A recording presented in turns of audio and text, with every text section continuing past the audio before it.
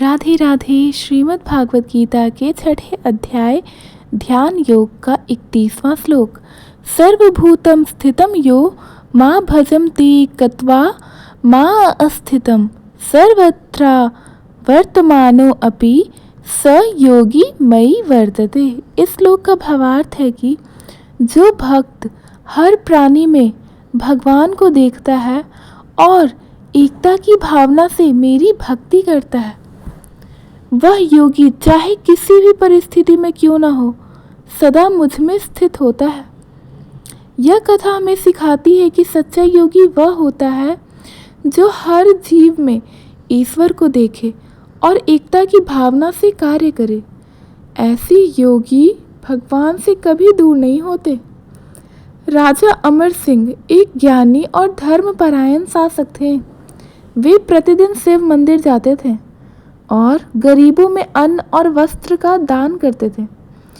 एक दिन जब वे मंदिर जा रहे थे, उन्होंने देखा एक अंधा भिखारी था जो रास्ते में बैठा था और गा रहा था, हे नाथ, मैं तुझ में हूँ, तू मुझ में है, जो भी मुझे देखे तुझको पाए। राजा रुके और उसकी ओर देखा। भिखारी ने मुस्कुराकर कहा, राजा जी, क्या आप भी भगवान के केवल मूर्ति में ही देखते हैं? आपको क्या मेरी आंखों में ईश्वर की झलक नहीं मिलती? राजा चौंक गए।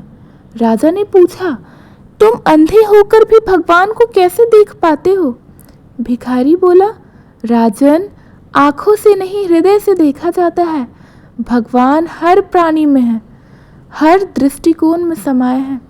जो उन्हें सभी में देखे वही सच्चा योगी होता है। उसी क्षण राजा को ऐसा प्रतीत हुआ जैसे भगवान शिव स्वयं भिखारी के रूप में उनसे बातें कर रहे हों। वह राजा जिसने अब तक मंदिरों में ईश्वर को ढूंढा था, अब उसे हर प्राणी में ईश्वर की उपस्थिति का अनुभव होने लगा।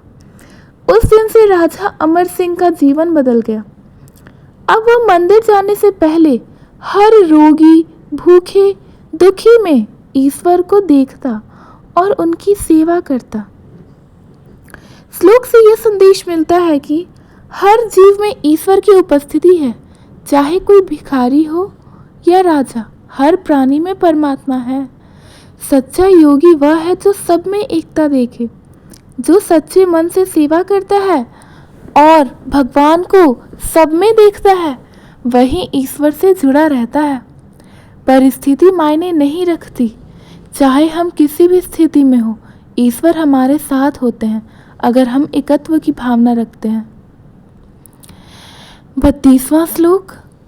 आत्मैपात्मने सर्वत्र समपश्यन्ति यो अर्जुन सुखम वा यदि वा दुखम स योगी परमो मतः। इस श्लोक का भावार्थ है कि जो व्यक्ति सबको अपने समान समझता है, चाहे सुख की स्थिति हो या दुख की, और जो हर स्थिति में सभी के प्रति समदृष्टि रखता है, वह योगी परम है, अर्थात मेरे लिए सबसे श्रेष्ठ योगी है। इस श्लोक में श्री कृष्ण उस महान योगी की पहचान बताते हैं जो सभी जीवों में एकता दिखता है और उनके सुख दुख को अपने जैसा मानता है। इस भावना से कर्म करना ही सच्चा योग्यता है। संत कबीर बनारस के एक साधारण जुलाहे थे जो सूत बुनते हुए भी परमात्मा का ध्यान करते थे। एक दिन वे अपने शिष्य के साथ नगर से गुजर रहे थे। तभी उन्होंने एक गरीब बुनकर को देखा जो बारिश में भीग रहा था और उसकी झोपड़ी बह गई थी। कबीर जी ने देखा कि आसपास कोई नहीं है उसकी मदद करने को। उन्होंने शिष्य से कहा, यदि किसी का दुख देखकर तुम्हारा हृदय ना कांपे तो समझो कि तुम्हारा हृदय नहीं है, पत्थर है। कबीर जी स्वयं उसके पास गए, उसे अपने घर ले आए, भोजन कराया और नई झोपड़ी बनाने की सहायता की। शिष्य ने पूछा, गुरुदेव, आपने इतने सारे जरूरतमंद देखे हैं, पर आज आपने विशेष रूप से इस बुनकर की मदद क्यों की?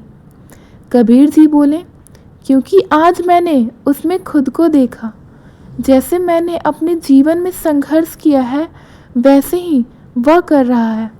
जिस दिन तू अपने दुख के समान दूसरों का दुख समझेगा तब तू सच्चा योगी बनेगा।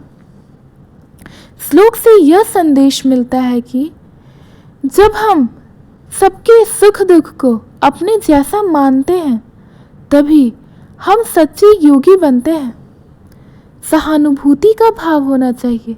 हमें दूसरों की पीड़ा को समझना चाहिए, न कि केवल अपनी भक्ति या ध्यान में लगे रहना चाहिए। योग केवल ध्यान नहीं, करुणा भी है।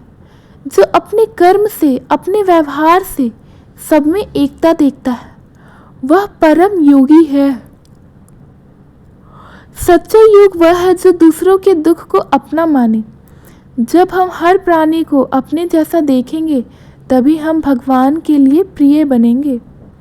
अगर यह कहानी आपके हृदय को छू गई तो आप अपने सारे फ्रेंड्स फैमिलीज़ में इसे शेयर करें, पसंद आया वीडियो को लाइक करें और नए हैं तो हमारे कमेंट को सब्सक्राइब करना ना भूलें, चैनल को सब्सक्राइब करना ना भूलें। राधे राधे, हरे कृष्ण, श्रीमन नारायण।